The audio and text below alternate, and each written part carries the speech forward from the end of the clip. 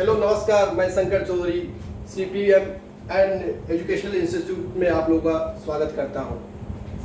तो आज हम आप सबों को इतिहास के बारे में कुछ महत्वपूर्ण जानकारी देंगे, जो इतिहास का कैसे अध्ययन किया जाए जिससे हमें समझ आए और रटना ना पड़े। जिससे क्योंकि जितना भी GS की से रिलेटेड एग्जाम होते हैं उसमें ज़्यादातर क्वेश्चन हमारे इतिहास सब्जेक्ट से ही पूछा जाता है। तो सवाल उठता है कि हम इतिहास को कैसे पढ़ें, किस तरह जो है इतनी घटनाओं, इतनी विस्तृत इसका सिलेबस है, तो हम कैसे इसको याद रखें। तो आपको हम कुछ ट्रिक बताएंगे जो इतिहास कैसे अध्ययन किया जाए। तो चलते हैं, आपको हम सबसे पहले ये बताते हैं कि इतिहास क्या है। तो इतिहास, इति मीन्स बीती, हास मीन्स हुई कहानी, यानी इतिहास बीती हुई कहानियों का अध्ययन करना ही इतिहास है। तो देखिए, इतिहास का एक होता है कि हम बीती हुई कहानी का कैसे अध्ययन करें। तो एक कर्मिक रूप में अध्ययन करें, तब जाकर जो है हमें इतिहास की संपूर्ण जानकारी हमें याद रहती है और हम उसको समझ पाते हैं। तो किसी भी देश की इतिहास का अध्ययन जो हम वहाँ की संस्कृति और सभ्यता को जानने के लिए करते हैं। संस्कृति यानी सामाजिक रूल रेगुलेशन वहाँ पर कैसा था वो हम अध्ययन करते हैं। और वहाँ के जो सभ्यता मीन्स आर्थिक, जो वहाँ के जो कैसे नीति कैसा था, रहन सहन कैसा था, वहाँ की पब्लिक का जो है जो वहाँ की व्यक्ति था, जनता था, वहाँ की जो आवास कैसा था, वो कौन सी व्यापार करते थे, उस समय में वहाँ की जो है एजुकेशनल स्टैंडर्ड क्या था, और वहाँ पे किस टाइप का जो लोगों का वेशभूषा था, रिसर्च क्या हो रहा था, वहाँ के उस समय जो विद्वान थे उसका क्या रिसर्च था, किस जो है मेन चीज़ पर जो विकास किया, उसके बारे में हम आपको जानकारी प्रदान करेंगे। तो हम सबसे पहले चलते हैं कि हम अपने देश भारत का इतिहास के बारे में जानते हैं कि हमारे देश भारत के इतिहास को हम कैसे पढ़ें। तो हम भारत के इतिहास को हम 3 भागों में बांटते हैं मुख्यतः। सबसे पहले प्राचीन भारत का इतिहास, मध्यकालीन भारत का इतिहास, आधुनिक भारत का इतिहास। उसके बाद हम आधुनिक भारत को भी हम 3 भागों में बांटते हैं, जो आगे हम आपको बताएंगे। तो सबसे पहले चलते हैं प्राचीन भारत का इतिहास। इसमें आपको हम कुछ मेन टॉपिक के बारे में आपको हम जो एक कर्मिक अध्ययन करेंगे उसके बारे में आपको एक संक्षिप्त रूप में आपको हम जानकारी दे रहे हैं अभी। और बाद में आपको जो है एक टॉपिक में जो आपको जो है ज़्यादा से ज़्यादा विस्तृत रूप में आपको जानकारी प्रदान करेंगे। जहाँ से जहाँ तक क्वेश्चन पूछा जाएगा वो टॉपिक को आपको हम मुख्य रूप से फोकस कर रहे हैं और करेंगे। तो अभी चलते हैं पाषाण काल, यानी हम जो पाषाण काल यानी मानव सभ्यता का आरंभ कहाँ से होता है। पाषाण काल में ये पूरा पाषाण काल, मध्य पाषाण काल और नव पाषाण काल के बारे में आपको जानकारी प्रदान करेंगे। यानी पूरा पाषाण काल में लोगों का रहन सहन कैसा था, किस प्रकार की वेशभूषा था, क्या खाते थे, कैसे खाते थे, किस तरह के आवास में रहते थे, कैसे रहते थे, उसके बारे में आप नवपाषाण काल में उसमें क्या प्रोग्रेस हुआ, जो नवपाषाण काल में कैसे उसको एक न्यू सभ्यता का विकास किया, आग का आविष्कार किया, उसका पालतू जो सबसे पहले जानवर क्या था, जो कुत्ता, उसके बारे में भेड़, गाय, इसके बारे में आपको हम विस्तृत रूप से जो जहाँ से क्वेश्चन ज़्यादा आता है उसके बारे में हम आपको बताएंगे। उसके बाद हम चलेंगे सिंधु घाटी की सभ्यता, यानी जो 22 से 50 ईसा पूर्व से लेकर के 1750 ईसा पूर्व तक जो है हमारे देश के उत्तर भारत यानी उत्तर पश्चिम भारत में फैला हुआ था, जो पाकिस्तान, पंजाब, यूपी और महाराष्ट्र, गुजरात तक फैला हुआ था। उसके बारे में आपको हम विस्तृत जानकारी प्रदान करेंगे। उसके बाद वैदिक काल में जो है आपको जो मुख्य क्वेश्चन आते हैं, इसको जैसे इसमें 2 भाग होता है, पूर्व वैदिक काल और उत्तर वैदिक काल। वैदिक काल का जो मुख्य ग्रंथ थे ऋग्वेद, सामवेद, यजुर्वेद के बारे में जो है आपको हम जानकारी प्रदान करेंगे। और उसके बाद हम चलेंगे महाजनपद काल, जहाँ से हमारे देश के इतिहास के एक सभ्यता का विकास प्रारंभ होता है, और वहाँ से एक लगभग एक क्रमिक जानकारी हमें प्राप्त होती है। यहाँ पर हम पढ़ेंगे हर्यक वंश के बारे में पढ़ेंगे, और उसके बाद जो है ये नंद वंश के बारे में आपको हम जानकारी देंगे। उसके बाद इस काल में कुछ विशेष धार्मिक आंदोलन हुआ, जो समाज सुधार आंदोलन हुआ, जिसमें जैन धर्म और बौद्ध धर्म जो विशेष प्रचलित था उसके बारे में, गौतम बुद्ध और वर्धमान महावीर के बारे में, उसके जो मुख्य बिंदु था जहाँ से ये काफ़ी सारे क्वेश्चन आपकी प्रतियोगिता परीक्षाओं में पूछी जाती है, आपको हम जानकारी देंगे। उसके बाद जो नंद वंश को हरा करके, जो महापद्मानंद को हरा करके, जो नंद वंश के शासक, जो अंतिम शासक महानंद जो स्थापना किया था, उसके बाद नंद वंश की स्थापना किया था चंद्रगुप्त मौर्य ने, कैसे उस पर विजय पाया था नंद वंश पे, फिर जो है मौर्य वंश की स्थापना कैसे किया था, उसके बारे में आपको जानकारी देंगे। जैसे ये नंद वंश महान पद्मानंद ने उसको जो है स्थापना किया था। नंद वंश के अंतिम शासक जो था धनानंद, जिसका जो है वध करके चंद्रगुप्त मौर्य ने मौर्य वंश की स्थापना किया था। उसमें मौर्य वंश में आपको चंद्रगुप्त मौर्य और उसके जो सलाहकार थे, मुख्य सलाहकार जो उसका गुरु भी थे, विष्णुगुप्त, चंद्रगुप्त जो विष्णुगुप्त थे, उसके बारे में आपको हम विस्तृत, उसका जो क्या अर्थशास्त्र की जो है रचना किया, ये काफ़ी सारे क्वेश्चन से आती है फेमस, वो आपको हम जानकारी देंगे। उसके बाद अशोक मौर्य के बारे में भी बताएंगे, वो भी मौर्य वंश के ही थे। उन्होंने जो कैसे कलिंग युद्ध के बाद उसका जो है हृदय परिवर्तन हुआ, उन्होंने बौद्ध धर्म को अपना लिया और बौद्ध प्रचार के लिए संगति, कौन कौन सी संगति का आपने किया, अपने बेटा महेंद्र को श्रीलंका भेजा, इसके बारे में आपको जानकारी देंगे। उसके बाद मौर्योत्तर काल, मौर्योत्तर काल यानी मौर्योत्तर काल का मतलब हुआ कि जो मौर्य शासन के बाद, यानी चोल, पांड्य, शक, यमन, सुंग, इस सब वंश के बारे में आपको जो है मुख्य रूप से हम जानकारी देंगे। इसके बाद आपको हम पूर्व मध्यकाल, गुप्त वंश के बारे में आपको जानकारी देंगे, जो बहुत ही हमारे जो गुप्त वंश को स्वर्ण युग के नाम से जाना जाता है, जिसमें आपको समुद्रगुप्त, चंद्रगुप्त द्वितीय के बारे में आपको जो उसका कार्य था, जो काफी प्रचलित था, वहां से काफी सारी क्वेश्चन आती है, उसके बारे में आपको विस्तृत रूप से अध्ययन करेंगे। उसके बाद आती है गुप्तोत्तर काल, यानी गुप्तोत्तर काल के मुख्य रूप से आपको हर्षवर्धन की काल के बारे में आपको हम बताएंगे। इस तरह लास्ट में हम जो है पूर्व मध्यकाल में इसमें जो है राजपूतों का कुछ जो उसमें राजाओं थे उसके बारे में आपको जानकारी देंगे, और दक्षिण भारत के बारे में कुछ जो शासक थे, मेन शासक, उसके बारे में जैसे राजपूत, चोल, इस सब के बारे में आपको जानकारी प्रदान करेंगे। उसके बाद चलते हैं मध्यकालीन भारत।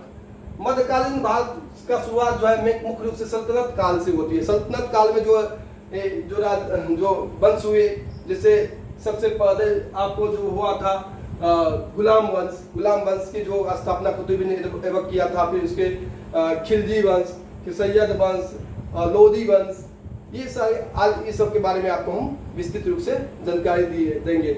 उसके बाद मुगल वंश की स्थापना जो 1526 ईस्वी में जो है पानीपत की प्रथम लड़ाई होती है, तो बाबर ने किस तरह जो है इब्राहिम लोदी को हराया और मुगल वंश की स्थापना किया 1530 ईस्वी में। इसके बीच में काफी सारा युद्ध हुआ, खानवा युद्ध हुआ, इस सब के बारे में आपको हम जो है बताएंगे।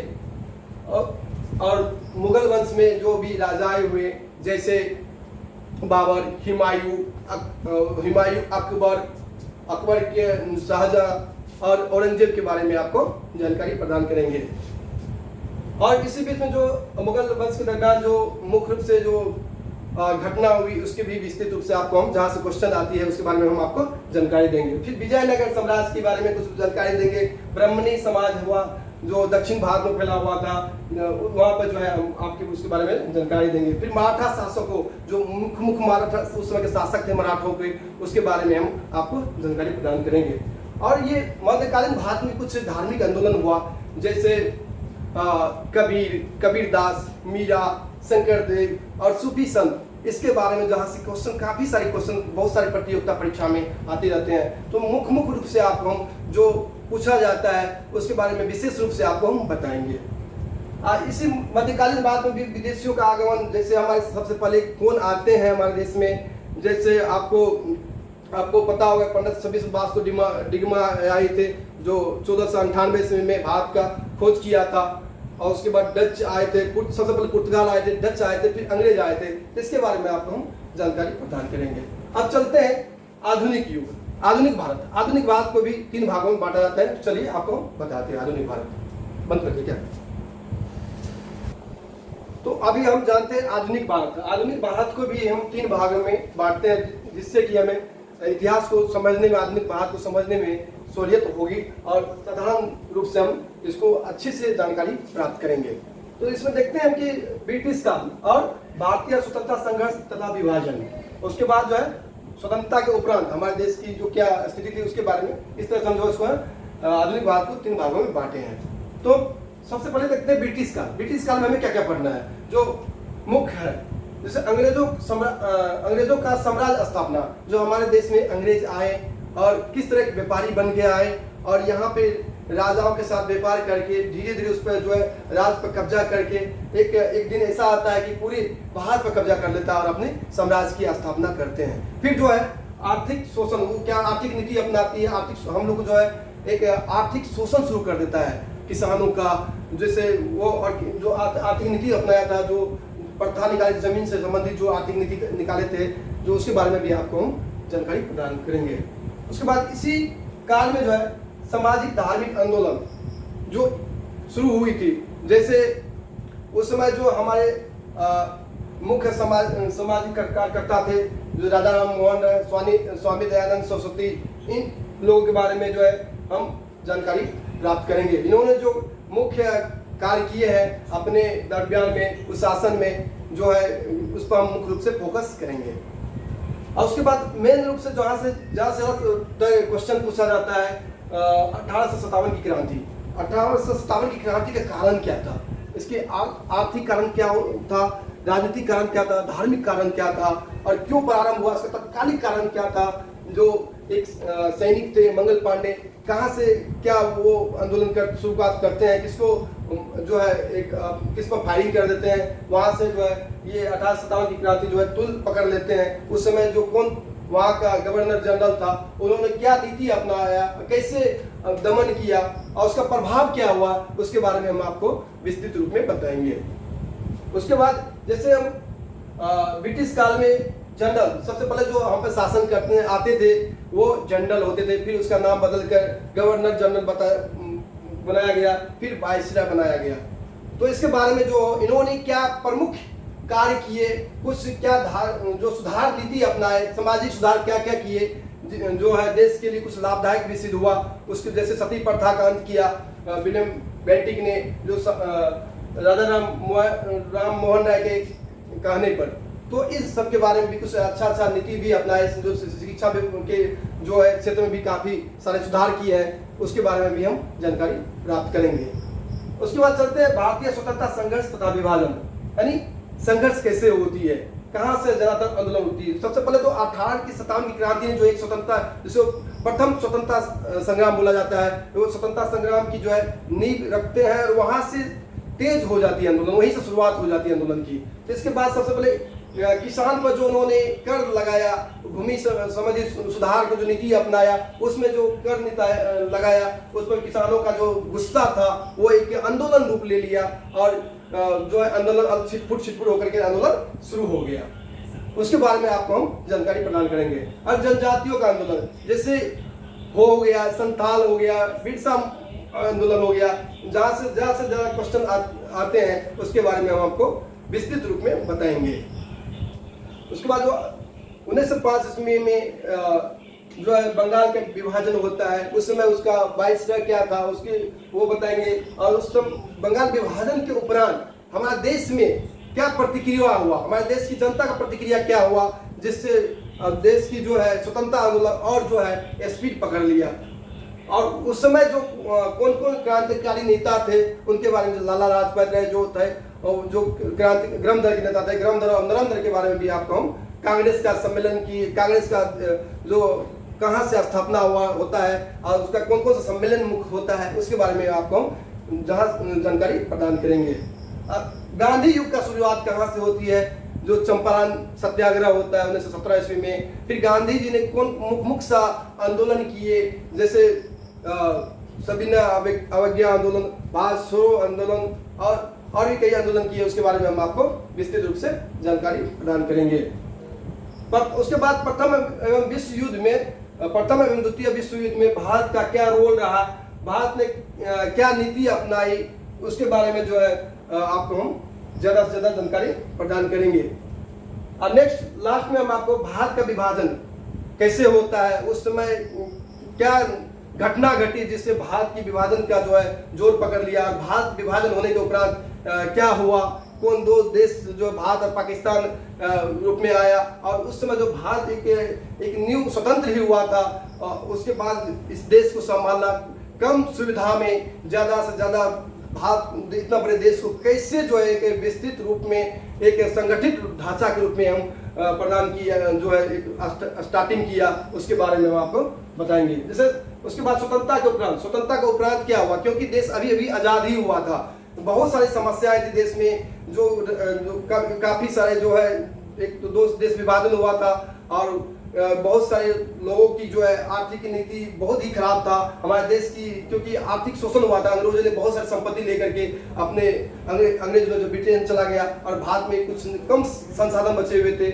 उस संसाधन किस प्रकार कम यूज करके जो है कम संसाधन में अच्छा सा भारत का विकास कर सके और विकासशील देश के एक पैदान पर लाया, उसके बारे में आपको हम जानकारी प्रदान करेंगे। जैसे वहाँ पे कुछ भारत की योजना आयोग कैसे गठन हुआ 1950 में, और कहाँ से स्टार्ट होता है, और कितना योजना आयोग चला, उसके बारे में ही आपको जानकारी देंगे।